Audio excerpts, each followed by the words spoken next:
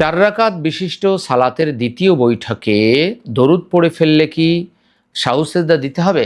হোসাইন রাদিয়াল্লাহু আনহুকে কারবালার ময়দানে শহীদ করা হয়েছে। এই ব্যাপারে কাকে দোষারোপ করতে হবে, ইয়াজিদকে নাকি কুফাবাসীকে?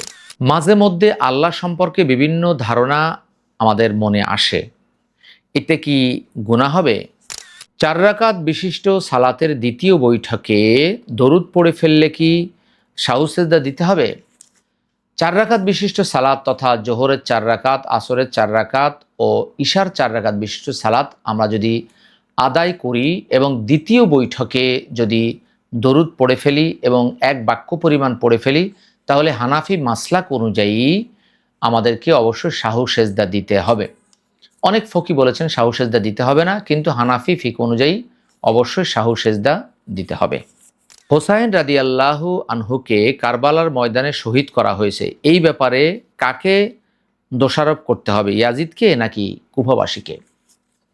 হোসাইন রাদিয়াল্লাহু আনহু কারবালার ময়দানে শহীদ হয়েছেন। মূলত কুফাবাসী তাকে হাজার হাজার চিঠি পাঠিয়ে ইনভাইট করেছেন।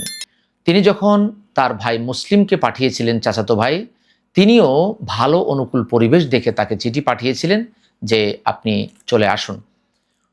হোসাইন রাদিয়াল্লাহু তাআলা আনহু যখন তিনি এলেন, তখন তারা 180 ডিগ্রি ঘুরে গেল, অর্থাৎ তাদের চোখের পানি শুধুমাত্র হোসাইন রাদিয়াল্লাহু তাআলার জন্য ছিল, কিন্তু লোকবল, টাকা পয়সা, অর্থকড়ি সব ছিল ইয়াজিদের জন্য।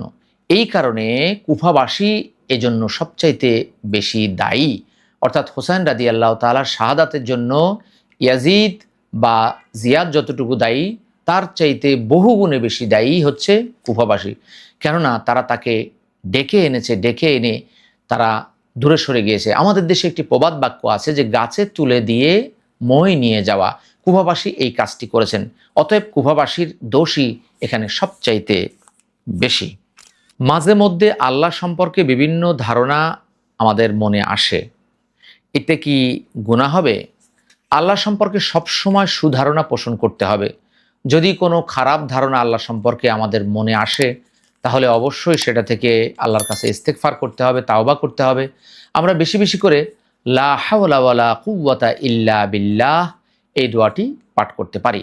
এবং আমাদের যখনই কোনো কুধারণা আসবে আল্লাহর প্রতি, যে আল্লাহকে কে সৃষ্টি করেছেন, আল্লাহ যদি রিজিক দাতা হয় তাহলে আমার রিজিক এত কম কেন, কেন বিভিন্ন রাষ্ট্রে বিশেষ করে ফিলিস্তিনের মানুষ কেন অনাহারে থাকছেন, আল্লাহ তো রিজিক দাতা, অথচ সৌদি আরবের অনেক মানুষ বা ধনী রাষ্ট্রের অনেক মানুষ লক্ষ লক্ষ টাকার খাবার অপচয় করছে, আর আফ্রিকার দেশগুলোতে বা ফিলিস্তিনের শিশুরা তারা অভুক্ত থেকে দিনাতিপাত করছে।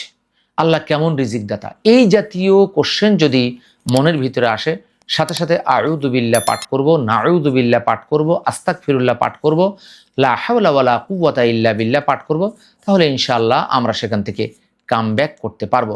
সাহাবায়ে কেরামগণ এই ব্যাপারে রাসূলুল্লাহ সাল্লাল্লাহু আলাইহি সাল্লামের কাছে অভিযোগ করেছিলেন, রাসূলুল্লাহ সাল্লাল্লাহু আলাইহি সাল্লাম তাদেরকে সুন্দর সলিউশন দিয়েছিলেন। অতএব আমরা সেই সলিউশন অনুযায়ী বলতে পারি যে আমরা যদি ফিরে আসি, সেটার উপর অটল অনল না থাকি, সেটাকে বাস্তবায়ন না করি, তাহলে অবশ্যই অবশ্যই আল্লাহ তাআলা আপনাকে আমাকে এজন্য ক্ষমা করে দিবেন। কুরআন সুন্নাহ ফাউন্ডেশন, কুরআন সুন্নাহ ফাউন্ডেশন।